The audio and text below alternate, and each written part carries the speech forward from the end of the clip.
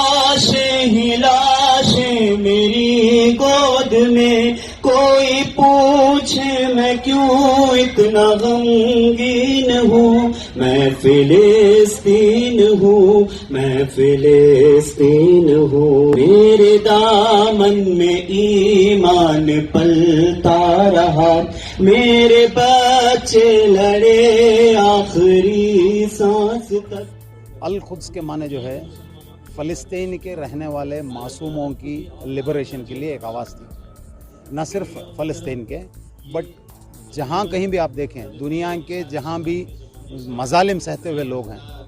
ظلم کے اندر دبے کچلے لوگ ہیں، ان کے لیے جو ہے ایک آواز ہے القدس ڈے، جس کو رمضان المبارک کی آخری جمعہ میں جو ہے ساری دنیا میں منایا جاتا ہے احتجاج کے طور پر، امن کے ذریعے ایک آواز بلند کر کے کہا جاتا ہے کہ موجودہ دور کے جو فرعونی چالیں چلنے والی حکومتیں ہیں، وہ چاہے امریکہ ہو، چاہے اسرائیل ہو، یا پھر دیگر دوسرے ممالک ہیں جو ان کو سپورٹ کرتے ہیں، ایسے لوگوں کو جو ہے ایک بآواز بلند جو ہے القدس ڈے میں ایک اعلان کرتا ہے، وہ کیا ہے، ہم لوگ جو ہے ظالم کے خلاف اور مظلوموں کے ساتھ کھڑے ہوئے ہیں۔ اس دن کو عالمی یوم قدس قرار دیا، اس دن کو منسوب کیا قدس اور مظلوم فلسطینیوں کی حمایت سے۔ انفارچونیٹلی مسلمانوں میں اویئرنیس بجائے بڑھنے کے کم ہوتا گیا، اور موجودہ نسل مسلمانوں کی اس سے ناواقفیت کی طرف گئی، اور اس بات کی ضرورت ہے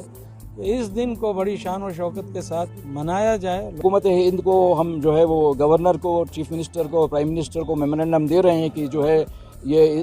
زائنسٹ کی جو بربریت ہے فلسطین کے اوپر، اس کو جو ہے وہ ہر طریقے سے کنڈیم کریں۔ جیسے کہ آپ لوگ جانتے ہوں گے کہ پی وی نرسمہا راؤ کے زمانے میں جو ہے اسرائیل کو ریکگنائز کیا گیا، اس کے پہلے جو ہے اسرائیل کو ہندوستان نے ریکگنائز بھی نہیں کیا تھا، یہاں تک کہ مہاتما گاندھی نے کہا تھا کہ جس طریقے سے ہندوستان برٹش جو ہے وہ